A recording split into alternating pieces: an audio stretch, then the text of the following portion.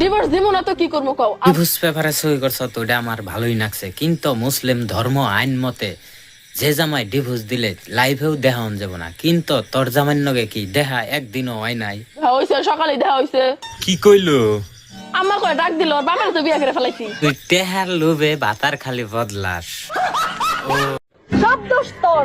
কে? চাই হচ্ছে আমি সিল মাইরা দিমু।